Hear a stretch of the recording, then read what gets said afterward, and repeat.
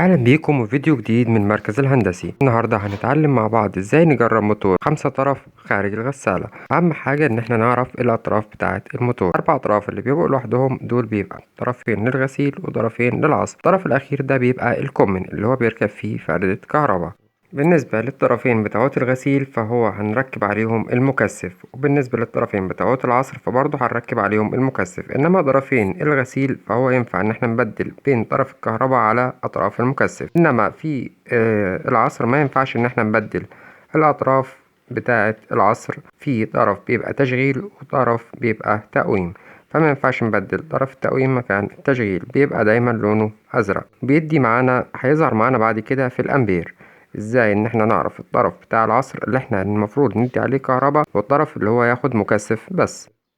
دلوقتي هنجيب معانا المكثف زي كده وهنوصل فيه سلكتين بترامل، وهنوصل المكثف بالموتور.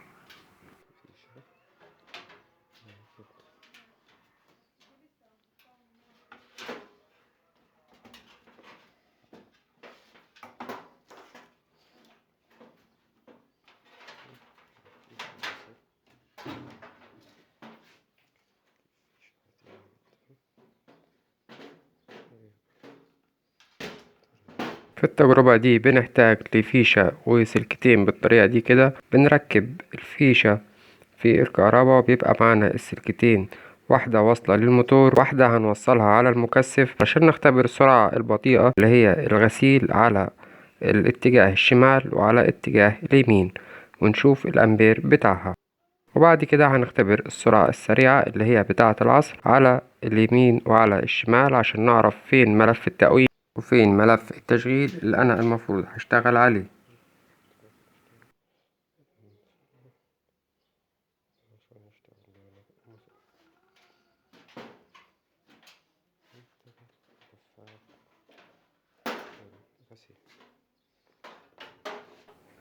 ودلوقتي هنوصل طرفين المكثف في ملفات الغسيل. ملف الغسيل بيبقى أول ترميلتين من الخارج في فيشة الموتور بالطريقة دي كده.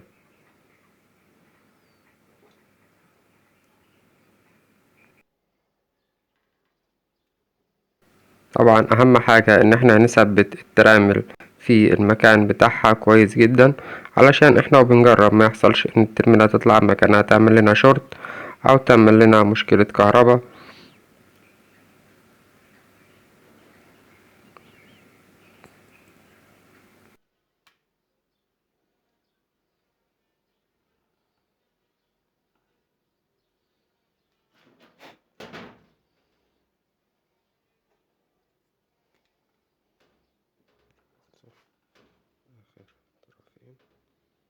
وكده وصلنا ملف الغسيل على المكثف. بيبقى معانا ملف العصر بس هو اللي مفيهوش أسلاك، مش متوصل عليه حاجة.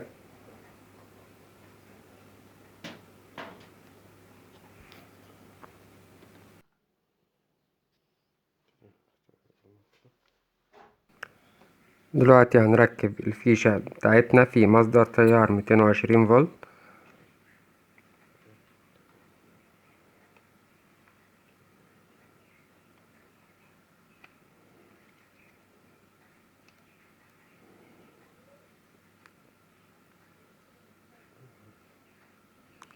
هنبتدي نجرب ملف الغسيل.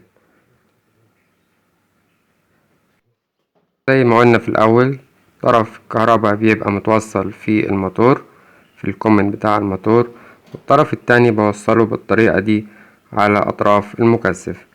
لما بوصل على الطرف اليمين بيديني لفة يمين، لما بوصل الطرف التاني بيعكس الاتجاه.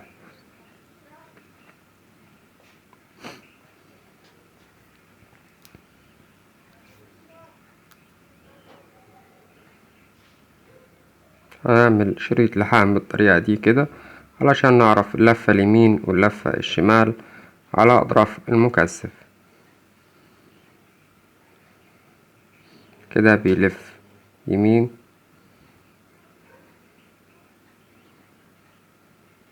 كده بيلف العكس.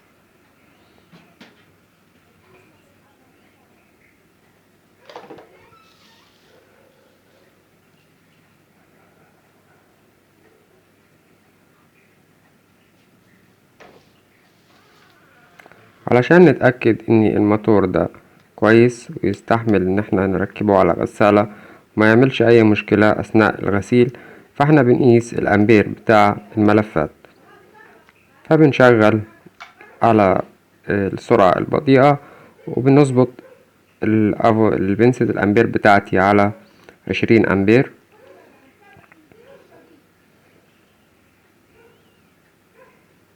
بتديني زيرو زي كده. بركب على طرف الكومن اللي هو راكب فيه الموتور. ببتدي اوصل يمين وشمال على اطراف المكثف. بيديني 1.4 من 10 امبير. 1.4 من 10 امبير. لما بنعكس الاتجاه بيديني نفس الامبير 1.4 من 10. 1.5 من 10. 1.4 من 10. شوف تاني مع بعض.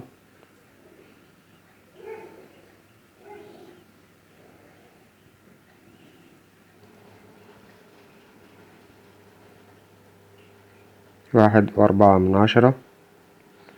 لما بنعكس الاتجاه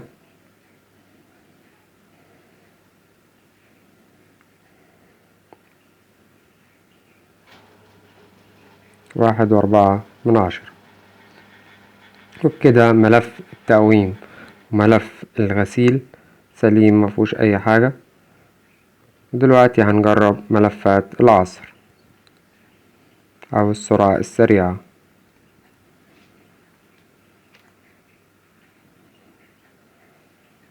بنفك مصدر التيار بتاعنا 220. بعد كده بنفك طرفين المكثف من ملفات الغسيل او السرعة البطيئة.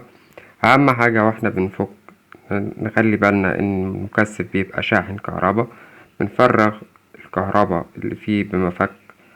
بنوصل الطرفين في بعض بحيث ان لو في كهرباء شحنة بتتفرغ. بعد كده هنركب على ملفات العصر. ملف العصر بيبقى فيه طرف تقويم وطرف تشغيل، فاحنا لازم بنوصل على طرف التشغيل. بنوصل طرفين المكثف. طرف التشغيل بيبقى لونه ازرق او زي ما احنا شايفين كده، بيبقى مميز بلون بعيد عن باقي الاطراف. احنا كده حددنا الطرف المفروض ان احنا هنشتغل عليه تشغيل. بس احنا هنجرب على طرف التقويم وطرف التشغيل ونعرف ازاي لو هو مش متميز بعلامة او بلون، ازاي احنا نميزه وازاي نعرف ان الطرف ده هو ده طرف التشغيل. الطريق طبعا بنست الامبير. بنوصل مصدر التيار بتاعنا 220.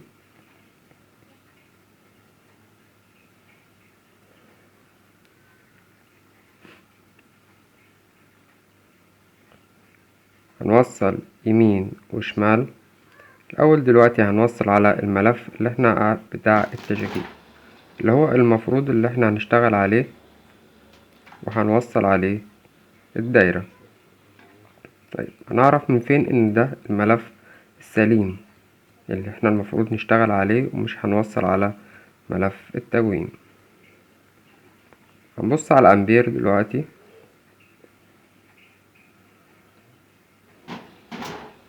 وطبعا السرعة السريعة تبقى قوية شوية في اللفة بتاعتها. نحاول ان احنا نحكم حركة الموتور ان هو ما يتحركش.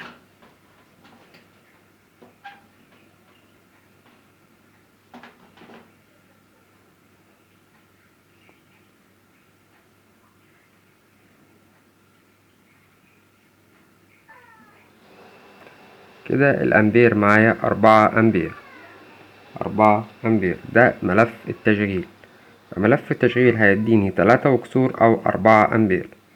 يبقى أنا كده حددت فين إن أنا هوصل طرف الكهرباء في ملفات العصر. إنما ملفات الغسيل فهي بتوصل يمين شمال.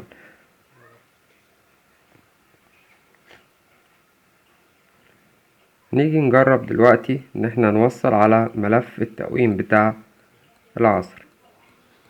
هنشوف الامبير هيتغير معانا ازاي. الأمبير 1.4.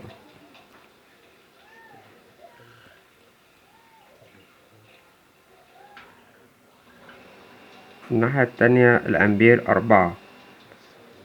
فكده احنا عرفنا ازاي نحدد الطرف بتاع ملف العصر اللي احنا هنوصل عليه فردة الكهرباء مع الكم.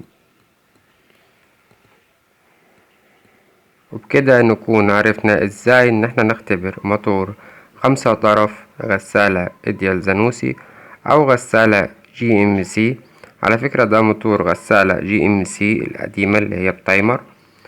عرفنا ازاي نختبر ملفات الغسيل وازاي نختبر ملفات العصر، وفي نفس الوقت نقيسهم ازاي بالامبير، وازاي نحدد ملف العصر، ازاي ان احنا نوصل الكهرباء على ملف التشغيل مش ملف التقويم.